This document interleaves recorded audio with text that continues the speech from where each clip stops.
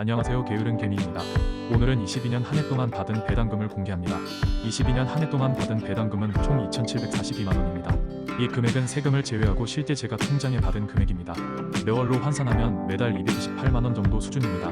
국내 주식 비중이 거의 대부분을 차지하기 때문에 배당도 역시 국내 주식에서 받은 배당금이 2,631만원으로 대부분을 차지합니다.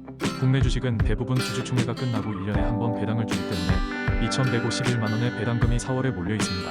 차츰 1년에 2번 배당을 주는 단기 배당이나 1년에 4번 배당을 주는 분기 배당 종목이 늘어나는 것 같은데 미국처럼 분기 배당이 기본 형태가 되기를 바라봅니다. 해외 배당은 SPYD라는 고배당주 ETF 500한 주를 보유하고 있으며 작년 한 해 동안 총 110만원의 배당을 받았습니다. SPYD에서 받은 배당금은 모두 SPYD를 사는데 재투자하고 있습니다. 올해 받은 배당금을 종목별로 보면 금호석유 우선주에서 가장 많은 814만원의 배당금을 받았습니다. 22년에 주식수를 조금 더 늘렸는데 올해는 얼마나 나올지 모르겠네요.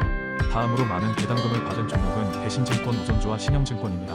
각각 578만원과 424만원을 받았는데요. 두 종목 모두 안전마진이 튼튼한 종목입니다. 증권업도 증권업이지만 소유한 건물에서 안정적으로 임대수익도 큰 회사입니다. 앞으로 적어도 10년간은 꾸준히 비슷한 금액의 배당을 받을 수 있지 않을까 기대하고 있습니다. 다음으로 하나사무비에서 211만원의 배당금을 받았습니다. 주가가 이 금액인 게 정말 신기한 종목입니다. 적어도 2배는 올라 있어야 맞지 않나 하는 생각이 듭니다. 가치 투자를 하다 보면 거래를 거의 하지 않다 보니 가끔 지겨울 때가 많습니다. 그때마다 입금되는 배당금이 재미를 주는데요. 그래서 앞으로는 분기 배당주를 조금 더 발굴해서 늘려볼 생각입니다. 21년에 받은 배당금을 비교해보면 21년에는 1,735만원의 배당금을 받았고 22년에는 2,742만원의 배당금을 받아서 1년 동안 배당금이 58%가 성장했습니다. 23년에는 대략 세금을 제외하고 3천만원의 배당금을 예상하고 있습니다. 그러면 22년보다 약 10% 정도 성장하는 셈이 되겠네요. 저는 2030년까지 매년 8천만원의 배당금을 받는 게 목표입니다. 그 이후에 저는 와이프와 함께 퇴직을 하고 남은 인생 동안 경제적 자유를 누릴 예정입니다. 같이 동참하시고 싶으시다면 언제든 환영합니다. 다음은 최근 2년간의 배당금을 월별로 나타낸 그래프입니다. 참고로 금융소득종합과세자가 아닌지 물어보시는 분이 많은데요. 저는 자녀 2명에게 각각 2천만원씩 증여를 해주었고 와이프와 저 둘 다 ISA와 IRP 계좌를 운용하고 있습니다. 이렇게 분산해서 투자하기 때문에 아직은 금융소득종합과세자는 아닙니다. 언젠가는 금융소득종합과세자가 되겠지만 최대한 늦추려고 하고 있습니다. 추가로 올해 한도가 늘어난 연금저축펀드 계좌 2개를 새로 만들 예정입니다. 간혹 배당을 주면 세금도 내야 하고 차라리 회사가 가지고 있는 게 낫지 않냐고 하시는 분들이 계시지만 회사가 계속 현금을 쌓아만 두고 있다가 허튼 곳에 쓰지 않고 파이를 키워서 주주들에게 나눠줄 거라고 어떻게 믿겠습니까? 저는 한 푼이라도 받을 수 있을 때 빨리 받는 게 낫다는 생각입니다. 여러분들도 만약 자영업으로 식당을 하신다면 돈을 벌게 되면 식당 크기를 계속 키워가실 건가요? 아니면 벌어들이는 돈의 일부를 일단 미래를 위해 차곡차곡 쌓아두실 건가요? 일부 돈을 일단 다른 주머니에 넣어두는 게 좀 더 안정적이지 않을까요? 물론 자사주 매입과 소각을 해준다면 제일 좋겠지만요. 지금까지 게으른개미였습니다. 좋아요와 구독을 누르시면 부자 됩니다.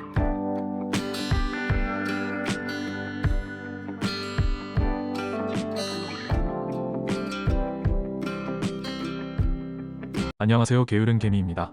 재테크를 하면서 제발 이것만은 하지 말았으면 하는 3가지를 공개합니다. 결론부터 바로 말씀드리겠습니다. 절대 하지 말아야 할 3가지는 바로 펀드, 레버리지 ETF, 변액연금보험입니다. 그럼 이 3가지를 하지 않고 뭘 해야 하는가에 대해서 설명드리겠습니다. 우선 펀드의 수수료 체계를 보시기 바랍니다. 주식은 내가 하루를 보유하든 수십 년을 보유하든 보유하고 있는 동안에는 들어가는 비용이 하나도 없습니다. 내가 사고 팔 때만 세금과 수수료를 지불하게 됩니다. 하지만 펀드는 그냥 가지고만 있어도 다양한 수수료가 줄줄이 나가게 됩니다. 운용보수, 판매보수, 수탁보수, 사무관리보수, 판매수수료 등 수수료 종류도 매우 다양합니다. 펀드들은 주식들을 줄기차게 사고 팔고를 반복하면서 증권사들이 수수료를 떼어가도록 도와줍니다. 그렇기 때문에 우리는 직접 투자를 해야 합니다. 직접 투자가 어렵게 느껴지신다면 수수료가 저렴한 ETF를 골라서 하시면 됩니다. 국내 주식 ETF로는 아리랑 200 같은 ETF를 매수하시면 됩니다. 코덱스 200은 펀드의 보수가 0.15%이고 아리랑 200은 펀드의 보수가 0.04%이기 때문에 3배나 더 저렴합니다. 저처럼 고배당주를 좋아하시는 분께는 아리랑 고배당주 ETF를 추천합니다. 만약 미국 주식을 하시겠다면 SPY나 QQQ를 매수하시면 되고 저처럼 고배당주를 좋아하신다면 SCHD나 SPYD를 매수하시면 됩니다. 워렌 버핏도 차라리 SPY를 매수하는 게 그 무엇보다 훨씬 수익이 좋을 확률이 높다고 했습니다. 이런 ETF들은 굉장히 낮은 수수료로 운용되고 있습니다. 두 번째로 피해야 할 종목으로 레버리지 ETF를 말씀드렸습니다. 특히 3배 레버리지 상품인 TQQQ나 SQQQ의 경우는 홀짝 게임으로 몇 번 수익을 볼 수는 있겠지만 게임을 반복하면 카지노처럼 무조건 잃는 게임입니다. 지수가 급등과 급락을 반복해도 돈을 잃게 되고 지수가 지지부진해도 돈을 잃게 됩니다. 결론은 내 투자금이 0으로 수렴해갈 가능성이 높은 상품들입니다. 이처럼 레버리지 ETF도 온갖 비용이 다 붙어 있습니다. 이해하기 어려운 이런 상품들을 만들어 놓고 가만히 앉아서 돈을 버는 사람들이 부러울 따름입니다. 제가 세배 레버리지 상품의 위험성에 대해서는 몇 차례 영상을 올린 적이 있으니 참고하시기 바랍니다. 저는 앞으로도 계속 관련 영상을 만들어서 올릴 예정입니다. 방금 전 말씀드린 것처럼 레버리지 ETF가 아닌 그냥 ETF에 투자하십시오. 레버리지 ETF로 돈을 빨리 벌고 싶겠지만 가장 안전하게 가는 방법이 가장 빠르게 가는 방법입니다. 세 번째로 말씀드린 상품은 변액연금보험입니다. 이 상품은 악질 중에 가장 악질입니다. 내 돈을 수십 년을 넘어 연금을 탈 때까지 수수료로 다 약탈해가는 상품입니다. 즉, 내가 죽을 때까지 약탈해가는 상품입니다. 중간에 이를 깨닫고 해지를 하려고 해도 이를 알고 이미 초반에 온갖 수수료를 다 받아먹었기 때문에 해지한다 해도 막대한 손해를 입히는 상품입니다. 이런 상품들은 수수료가 비싼 펀드들을 매수하기 때문에 2중 3중으로 비용이 부과됩니다. 연말정산 혜택을 받기 위해서라면 이런 상품 대신 연금저축펀드나 IRP를 가입해야 이득입니다.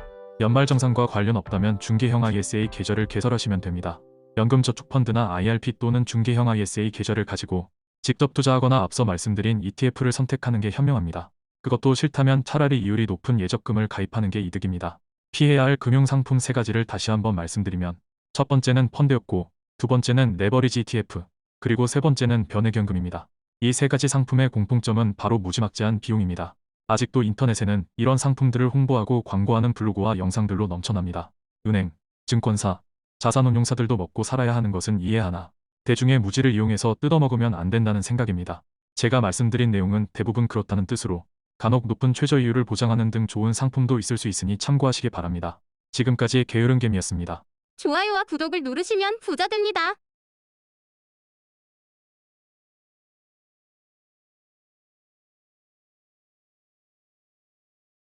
게으른개미 펀드의 두 종목의 투자기간 1년이 종료되었습니다.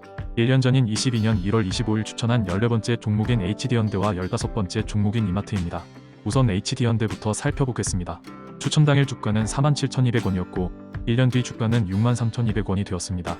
HD현대는 반기 배당주로 161만원의 배당금을 받았고 이후 결산 배당금을 한 번 더 받을 예정입니다. 배당금을 받기 전 현재까지의 최종 수익률은 35.5%로 매우 양호한 결과를 보여주었습니다. 1억을 투자했을 경우 현재까지 3,551만원의 수익을 달성하였고 이후 결산 배당금까지 고려하면 4천만원에 가까운 수익이 예상됩니다. 1년 동안 주가는 66,000원까지 상승하기도 하였고 대부분 기간 동안 매수가보다 높은 상황을 이어가 주었습니다. 다음은 이마트입니다. 15번째로 편입한 이마트는 편입 당시 주가는 132,000원이었고 1년 뒤 105,500원이 되어 20.1%의 손실을 기록하게 되었습니다. 배당락이 지났기 때문에 이후 배당금을 받을 수는 있지만 10% 후반대의 마이너스를 보일 듯 합니다. 이마트는 기초 체력이 워낙 튼튼하고 수익성도 좋아질 것으로 예측하기 때문에 투자기간을 좀 더 길게 가져간다면 다시 회복하지 않을까 생각하고 있습니다. 1년 동안 이마트의 주가는 지속적으로 하락하는 모습을 보여주었습니다. 22년 10월에는 81,500원까지 하락했다가 최근은 조금 반등한 모습입니다. 게으른개미 펀드는 지난 20년 5월부터 시작하였습니다. 기업의 수익성, 자산가치, 배당 등을 고려하여 저평가된 종목만을 선정하여 1년간 1억을 투자했다고 가정하는 방식으로 운영하고 있습니다. 현재까지 총 30종목을 선정하였는데요. 정확히는 총 29종목입니다. 오늘 한 종목을 추가할 예정이기 때문에 그것까지 하면 총 30종목이 됩니다. 선정한 종목은 영상 마지막에 공개하도록 하겠습니다. 1년의 투자기간이 완료된 종목은 오늘 두 종목을 합하여 모두 15종목입니다. 지금까지 투자한 15종목은 다음과 같습니다. DI동일, KTNG, 삼보판지, BYCU, 아세아제지, 한화사무비, 미래에셋증권이우비, 메리츠금융지주, 신영증권, DB금융투자, 이베스트투자증권, 대신증권후, 금호석유, 그리고 오늘 투자가 종료된 HD현대와 이마트입니다. 15종목 중 11종목은 플러스로 마감하였고 4종목은 마이너스로 마감하게 되었습니다. 15종목 투자의 수익금은 8억 8,735만원입니다. 현재 투자가 진행 중인 종목은 다음과 같습니다. 삼성전자우, 우리기술투자, 포스코홀딩스, 쿠코홈시스, DB금융투자, 이베스트투자증권, 한화사무비, LX홀딩스, 태광산업, 인상가, 금호석유, 미래에셋증권이우비, BYCU, SKU 이렇게 14종목이 현재 투자 중에 있습니다. 중복해서 나오는 종목은 1년의 투자가 끝나고 다시 재편입한 종목들입니다. 14종목 중 2종목만 플러스를 나타내고 있고 11종목은 마이너스이며 한 종목은 보합 상태입니다. 물론 배당락을 지났기 때문에 배당금이 입금되면 몇 종목은 플러스 상황으로 생각할 수도 있습니다. 현재 투자 진행 중인 14 종목의 수익 합계는 현재까지 마이너스 1억 5,083만원입니다. 투자 종료가 가장 가까운 종목은 삼성전자 우선주로 23년 4월 9일 투자가 종료될 예정입니다. 그럼 마지막으로 오늘 추가로 편입한 종목을 공개하겠습니다. 30번째로 게으른개미 펀드에 편입할 종목은 에코마케팅입니다. 국내 1위 온라인 광고 대행업을 운영 중인데 만족할 만한 성장세를 이어가고 있는 성장주이면서 현재는 주가 하락으로 PER 값이 10배 근처밖에 되지 않는 종목입니다. 특히 에코마케팅은 주주환원을 매우 적극적으로 추진하고 있습니다. 아직 제 실제 계좌에는 없지만 여유 자금이 생길 때마다 계속해서 매수할 의향을 가지고 있습니다. 나중에 기회가 되면 에코마케팅도 분석해서 영상을 올리도록 하겠습니다. 다음은 지금까지 선정한 종목들의 투자 성적을 그래프로 나타내 보았습니다. 메리츠금융지주와 DI동일 두 개 종목에서 매우 큰 상승을 보여주었습니다. 하락폭이 가장 큰 종목은 우리기술투자로 마이너스 40%대를 보여주고 있습니다. 게으른개미 펀드는 더 이상 떨어지지 않을 것 같은 종목들을 편입하기 때문에 마이너스는 어느 정도 제한이 되지만 상승할 경우 크게 상승해주는 모습을 보이면서 평균을 이끌어주는 듯한 모습입니다. 게다가 일정 부분은 마이너스라도 배당금이 어느 정도 만회를 해주는 모습입니다. 지금까지 게으른개미였습니다. 좋아요와 구독을 누르시면 부자 됩니다.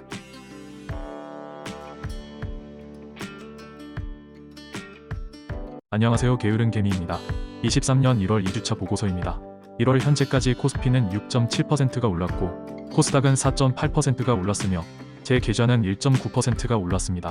20년 이후 누적으로는 코스피는 12.6%가 상승하였고 코스닥은 10.8%가 상승하였으며 제 계좌는 65.2%가 상승하였습니다. 모처럼 만에 보기 좋게 모두 빨간색을 나타내고 있습니다. 올 한 해 동안 계속해서 빨간색을 이어갔으면 좋겠네요. 다음은 월별 누적 실적입니다. 올해는 현재까지 844만원의 평가 수익을 나타내고 있습니다. 누적으로는 현재까지 1억 7,924만원의 수익을 나타내고 있습니다. 다음은 현재 보유 종목입니다. 이번 주에도 역시 거래는 없었습니다. 계좌는 연말 큰 폭의 배당락을 조금씩 회복해가는 모습입니다. 모두 아시다시피 국내 주식시장은 말도 안 되는 저평가 상태입니다. 그 원인 중에 가장 큰 원인은 기업의 거버넌스라고 생각하는데요. 차츰씩 개선이 되려는 조짐이 보이는 것 같습니다. 최근 나온 몇 가지 뉴스를 한번 보겠습니다. 먼저 한 주간 은행주가 좋은 흐름을 이어가는데요. 외국계 투자자 중심으로 더 강력한 주주 환원을 요구했습니다. 주주 환원을 요구하는 이유를 한번 봤었는데요. 현금을 배당이나 자사주 매입으로 소진하지 않고 쌓아둘 경우에는 향후 더 많은 대출로 이어질 수 있어 오히려 시장이 안 좋을 때 부실 위험도 같이 증가한다는 논리는 정말 신박했습니다. 자사주 소각 의무화를 추진한다는 뉴스도 있었습니다. 미국과 달리 우리나라는 자사주를 매입하고 소각을 하지 않는 경우가 많습니다. 나중에 필요할 때 대주주의 지분 강화 용도로 사용하거나 기업 분할 때 유리하게 사용하는 등 시선이 곱지 않았는데 이 제도야말로 반드시 추진되길 기원해 봅니다. 한 가지 조심스러운 것은 지금 이미 자사주를 많이 보유한 기업들이 있는데 이들이 자사주를 매도할 경우 독이 될 수 있으니 자사주를 매도할 경우 불이익을 주거나 소각할 경우 인센티브를 주었으면 하네요. 다음은 이사의 충실 의무에 주주의 비례적 이익을 추가하는 상법 개정을 추진한다는 뉴스입니다. 이것도 반드시 개정되어 회사를 위한 이사회가 아닌 주주를 위한 이사회 활동으로 변모하길 기대해 봅니다. 다음은 제 계좌와 코스피, 코스닥 지수의 변화 그래프입니다. 20년과 21년에는 지수와 격차를 많이 벌렸지만 22년 이후에는 그대로 격차가 유지되고 있는 것 같습니다. 올해에는 누적 수익률이 다시 100%를 넘기길 기대해 봅니다. 그리고 지수도 모두 다 같이 우상향하는 그래프가 되길 바라봅니다. 지금까지 게으른개미였습니다.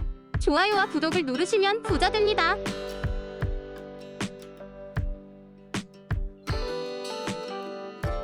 (23년 1월) 3주차 주식투자 보고서입니다. 23년 1월은 현재까지 코스피는 6.4%가 상승하였고 코스닥은 4.9%가 상승하였으며 제 계좌는 2.1%가 상승하였습니다. 투자 보고서를 작성하기 시작한 2020년 2월 이후의 실적을 보면 코스피는 12.3%가 상승하였고 코스닥은 11%가 상승하였으며 제 계좌는 65.6%가 상승하였습니다. 월별 누적 실적을 살펴보면 23년 1월에는 현재까지 948만원의 수익을 나타내고 있고 누적으로는 1억 8,027만원의 수익을 나타내고 있습니다. 23년이 3주밖에 지나지 않았지만 코스피와 코스닥 그리고 제 계좌 모두 순조로운 출발을 보이고 있습니다. 다음은 보유 종목 현황입니다. 이번 주에도 역시 거래는 없었습니다. 한 주 동안 금융주들이 좋은 모습을 보이면서 제가 보유한 아리랑고 배당주 ETF와 신한지주도 좋은 흐름을 보여주었습니다. 제2비금융지주를 너무 일찍 수익 실현한 게 조금 아쉽다는 생각이 드네요. 대부분 제가 팔아버린 종목은 팔고 나서 더 잘 나가는 경우가 많은 것 같습니다.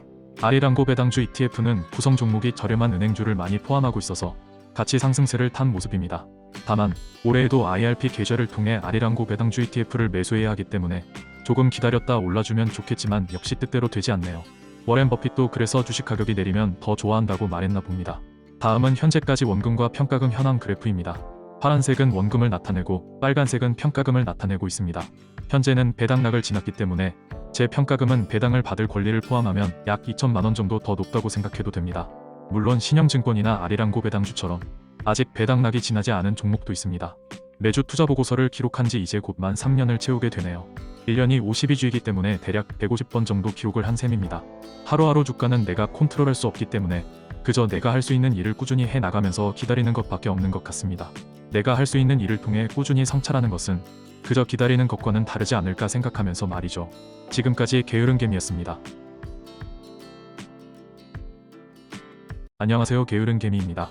23년 1월 4주차 주식투자 보고서입니다. 1월 현재까지 코스피는 11.1%가 상승하였고 코스닥은 9.1%가 상승하였으며 제 계좌는 3.3%가 상승하였습니다. 투자 보고서를 작성하기 시작한 이후의 실적을 보면 코스피는 17.2%가 상승하였고 코스닥은 15.4%가 상승하였으며 제 계좌는 67.5%가 상승하였습니다. 1월 큰 폭의 상승장 속에서 제 계좌의 성적은 조금 아쉽네요. 다음은 월별 누적 성적입니다. 1월 현재까지 1,475만원의 수익을 나타내고 있고 투자 보고서를 작성하기 시작한 이후 누적 실적은 1억 8,554만원의 수익을 달성 중입니다. 다음은 현재 보유 종목 현황입니다. 이번 주에도 거래는 없었습니다. 최근 주조환원 측면에서 대단히 전향적인 뉴스들이 많이 발표되고 있습니다. 우선 현대차가 작년 사상 최대인 약 10조의 영업이익을 발표하면서 3,154억의 자사주 소각을 발표하였습니다. 이어서 한국콜마홀딩스도 주주가치 제고를 위해 537억의 자사주 소각을 발표하였고 기아차는 향후 5년간 2.5조 규모의 자사주를 매입하고 그중 절반을 소각하겠다고 발표하였습니다. 미국 SP500의 P값은 현재 21 정도 됩니다. 우리나라보다 2배 비싼 상황입니다. 우리나라가 미국처럼 주주환원에 적극적이라면 충분히 우리 증시도 2배가 오를 수 있다고 생각합니다. 제가 큰 비중으로 아직 국내 주식에서 떠나지 못하고 있는 이유이기도 합니다. 올해 계속해서 이런 변화들이 이어졌으면 하는 바람입니다. 은행주와 KTNG, 통신주처럼 안정적인 배당주들이 실적을 기반으로 최근 잘 나가면서 해당 종목들 비중이 높은 아리랑고 배당주 ETF도 계속해서 상승하는 모습을 보여주고 있습니다. 그리고 가상화폐가 최근 들어 조금 반등을 보이면서 반토막까지 내려가서 제 계좌의 골치였던 우리기술투자도 조금 회복하는 모습을 보여주고 있습니다. 다음은 월별 및 누적 수익 그래프입니다.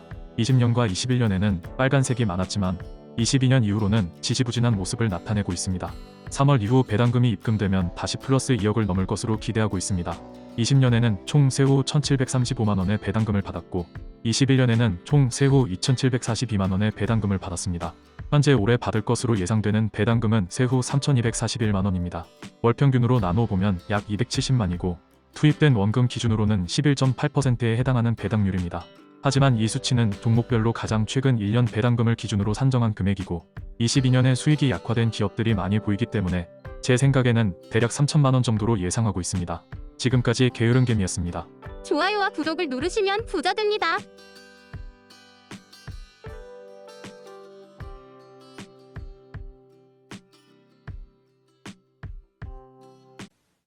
The stock market has been a good forecaster from time to time in the past. It also has been a rather poor forecaster occasionally. For example, the last 4 or 5 years, the stock market has been booming along and presumably forecasting better business, which has really not materialized. Corporate profits are not any better than they were 5 years ago, but stock prices are 50% higher or thereabouts. So maybe the stock market is really correcting a previous incorrect forecast this time rather than making a new correct one.